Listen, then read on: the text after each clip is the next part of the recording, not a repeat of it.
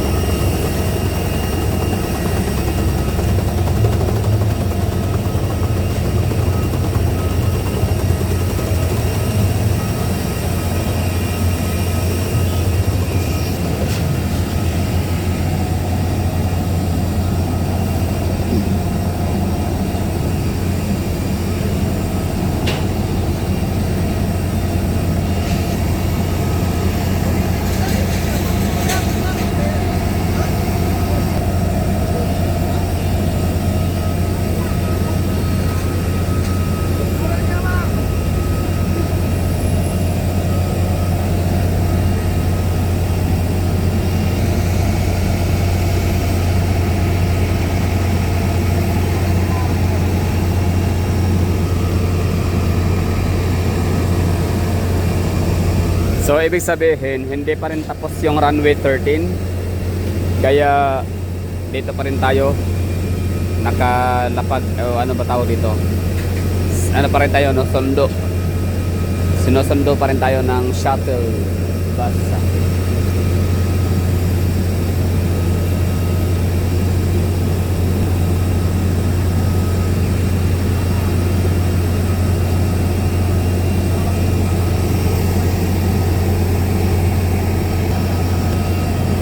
Okay, so welcome to NAIA Terminal 3 for the first time in 2025.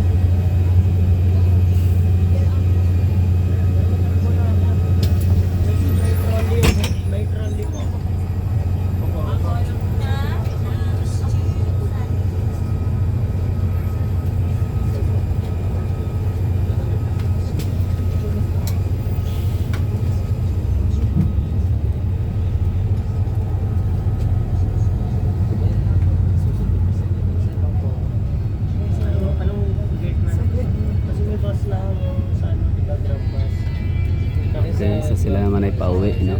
That's what we call people always come and go. May dumating sa Manila, may aalis naman. Nandito na po yung labas na gate. 12 yung 12 yung pillar. 12 pillar, 12 kayo sa'yo? Ha? Hello? 12 pillar na, 12 pillar. 12 pillar, terminal 3, 12 pillar, pillar number 12. pillar, di ba? Pillar, 1, 2, 3, ganun. 8. 8. Ano ba? Nasaan po siya sa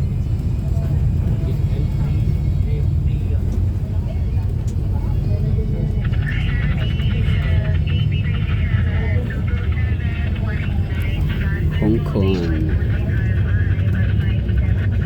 Air Hong Kong. Nice.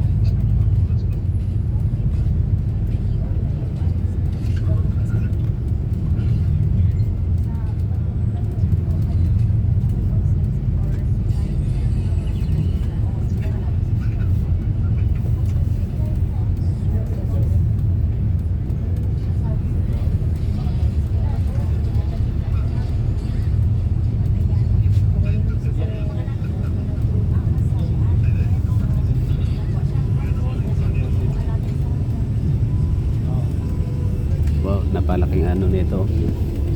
KLM. Anong ano yan? Anong bansa ba yan? Color blue.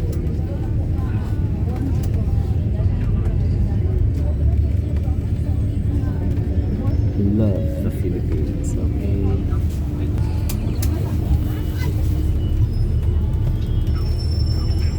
Arrival hall.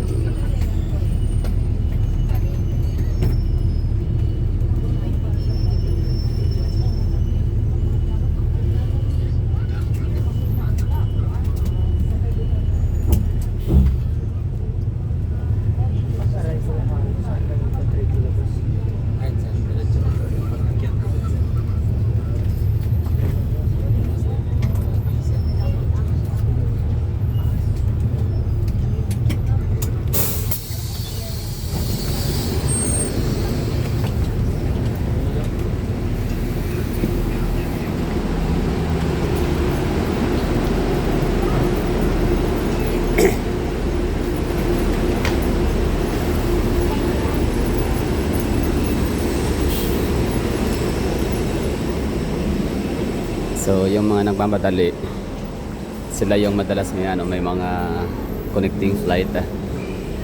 So pangit talaga pag magkakaroon ka ng delay. I mean delayed yung flights tapos may connecting ka. Masasabi kong flight na to is delayed siya kasi ito dapat ay alas 6:05 ito dapat aalis depart. Pero alas 6:08 na yung nagsimula silang mag boarding. 6:08 boarding time. Yan, yung nakalagay sa departure 6:05 departure time, departing time. So delayed siya ng ilang minuto. Like mga 20-30 minutes. Which is unfair para sa mga nagmamadali dahil sa connecting flight. Curious lang ako, what if kung maiwanan sa kanilang connecting flight? Paano yun?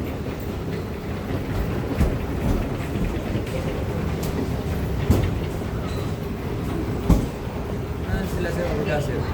Sila sir, Orga.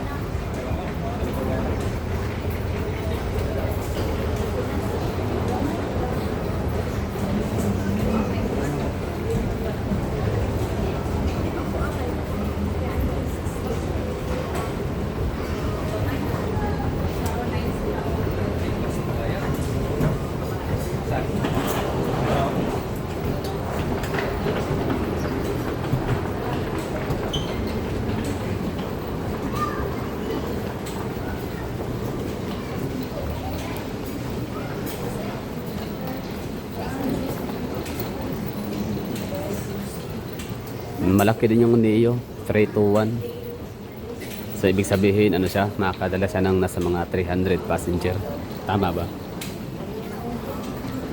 Una ko makasakay ng Neo 3 A321 Neo sa Boracay to Clark.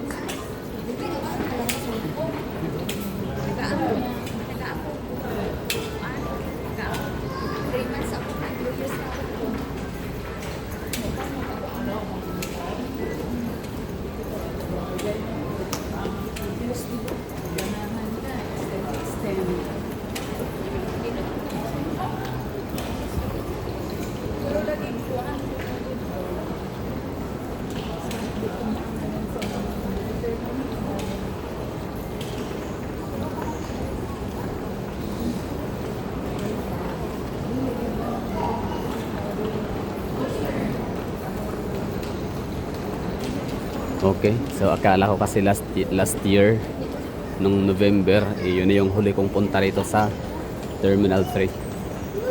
So ito, January na 2025, still Terminal 3 pa rin tayo. Okay lang, maganda naman ang Terminal 3.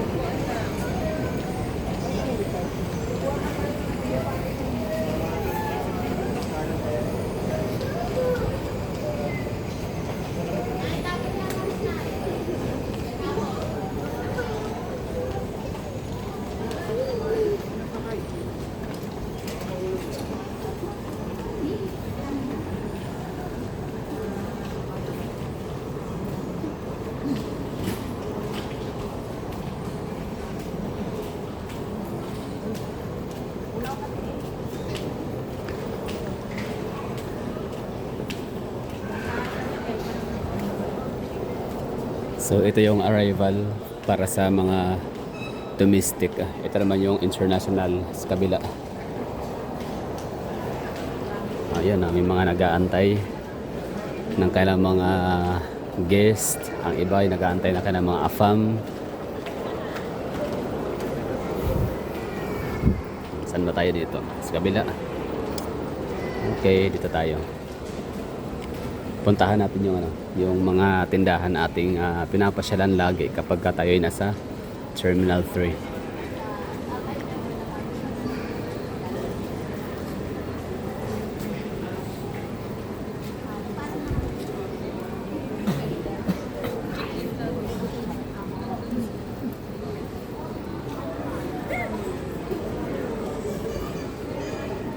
Di ba? Parang hindi na masyadong matao ang Terminal 3, unlike ng mga nagdaang mga flights or nagdaang mga natin dito, gala. So okay na tayo dito. Thank you for watching. Ayan lang. Ano ba meron sa video na ginawa natin na to? Siyempre landing. Pagka landing, tapos yun, runway, basta welcome to Manila. Welcome to Ninoy Aquino International Airport Terminal 3 for the first time in 2025. And next natin na vlog is iikutin natin ang buong Terminal 3 from ground floor up to 4th floor. At tingnan natin kung ganito rin baka tahimik or basta mayroong changes panigurado, no? Kasi nga may mga boutique, may mga tindahan na tinatanggal dahil nga sa bago na ang management nitong airport natin sa NAIA. Dati is MIA, Manila International Airport Authority. Ngayon ay na siya, New NAIA International Airport.